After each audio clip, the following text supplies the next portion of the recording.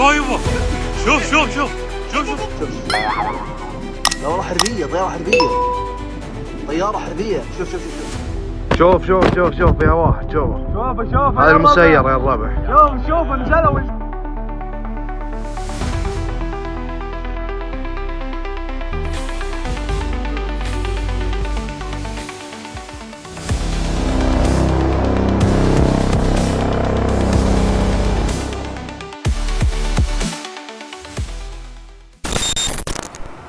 Jet tempur F-15, salah satu simbol kekuatan udara Amerika, tiba-tiba jatuh di tengah eskalasi konflik Iran, Israel, dan Amerika.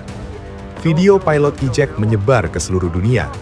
Dalam hitungan jam, internet dipenuhi satu klaim besar. Iran berhasil menembaknya. Tapi, semakin dalam fakta ditelusuri, semakin muncul pertanyaan yang jauh lebih mengganggu. Apakah ini benar kemenangan militer Iran? Atau konsekuensi dari eskalasi yang dipicu lebih dulu oleh serangan Israel dan Amerika terhadap Iran.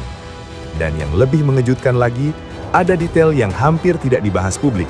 Detail yang mengubah cara kita melihat konflik ini sepenuhnya. Jadi pastikan kamu tonton sampai akhir, karena jawaban sebenarnya baru akan masuk akal setelah seluruh potongan cerita disatukan. Langit Timur Tengah malam itu tidak hanya dipenuhi suara mesin jet. Radar menyala tanpa henti. Sirena pertahanan udara terdengar di berbagai titik. Ketegangan yang selama ini perlahan naik, akhirnya meledak terbuka setelah serangan awal terhadap target yang berkaitan dengan Iran. Disinilah banyak kritik muncul. Banyak pengamat menilai bahwa serangan awal dari Israel dengan dukungan strategis Amerika menjadi pemicu utama eskalasi. Dalam logika geopolitik, ketika satu pihak merasa wilayah atau kepentingannya diserang, balasan hampir selalu menjadi bagian dari permainan kekuatan. Iran kemudian merespons dengan serangan rudal dan drone. Dunia langsung kembali memasuki fase lama yang selalu berulang di Timur Tengah. Serangan dibalas serangan, narasi dibalas narasi. Dan di tengah kekacauan itu, sebuah F-15 jatuh.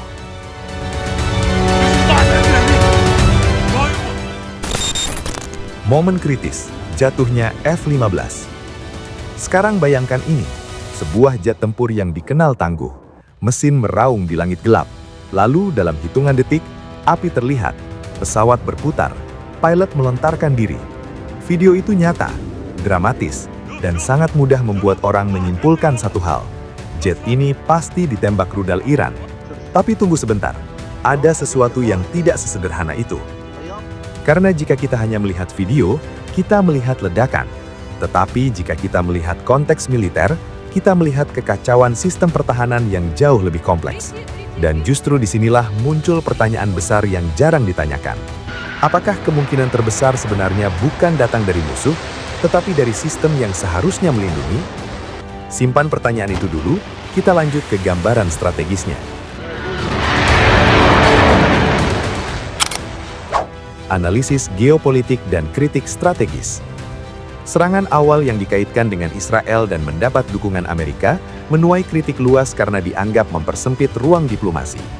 Dalam strategi militer, aksi preemptif sering dianggap efektif jangka pendek, tetapi beresiko membuka siklus balasan yang tidak bisa dikendalikan. Inilah yang dikhawatirkan banyak analis.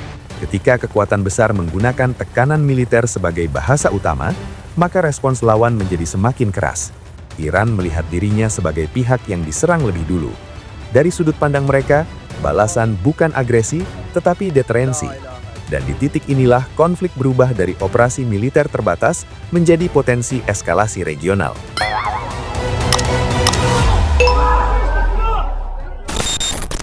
Mengapa langit menjadi kacau? Dalam perang modern, langit bukan lagi ruang kosong. Drone, misil balistik, jet tempur, sistem radar otomatis, semua bergerak bersamaan. Operator pertahanan udara harus mengambil keputusan dalam detik. Ketika ratusan sinyal muncul di radar secara bersamaan, kesalahan identifikasi bukan hal mustahil. Inilah realitas perang teknologi tinggi. Semakin canggih sistemnya, semakin cepat keputusan harus dibuat. Dan semakin cepat keputusan dibuat, semakin besar ruang kesalahan manusia dan sistem. Sekarang coba pikirkan ini.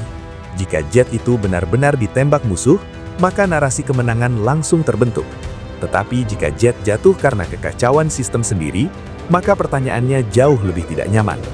Apakah eskalasi yang dipicu sejak awal justru menciptakan resiko terbesar bagi pihak yang memulainya? Dan disinilah diskusi berubah dari sekedar siapa menembak menjadi siapa yang bertanggung jawab atas situasi yang membuat semua ini terjadi.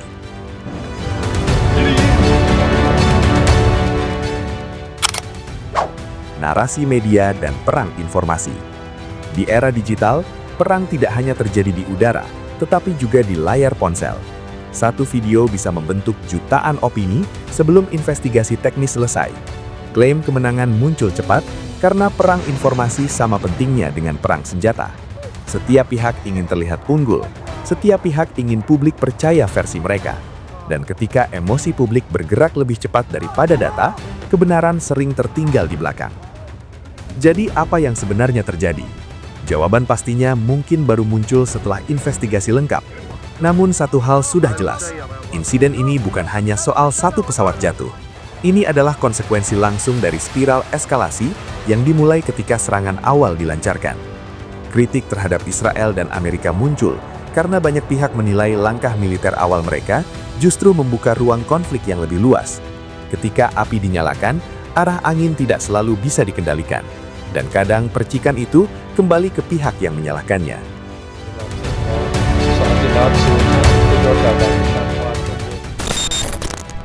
Kasus F-15 ini memperlihatkan wajah asli perang modern. Tidak ada garis hitam putih yang sederhana, hanya lapisan strategi, kepentingan, dan narasi yang saling bertabrakan. Pertanyaan sekarang bukan lagi hanya siapa yang menembak, tetapi apakah dunia sedang memasuki fase baru di mana setiap keputusan militer besar selalu membawa resiko yang tidak terduga. Kalau menurut kamu siapa yang paling bertanggung jawab atas eskalasi ini? Tulis pendapatmu di kolom komentar. Dan kalau kamu suka analisis geopolitik dan militer dengan pendekatan dokumenter strategi seperti ini, jangan lupa like, subscribe, dan aktifkan notifikasi supaya kamu tidak ketinggalan pembahasan berikutnya. Sampai bertemu di video selanjutnya. Coba.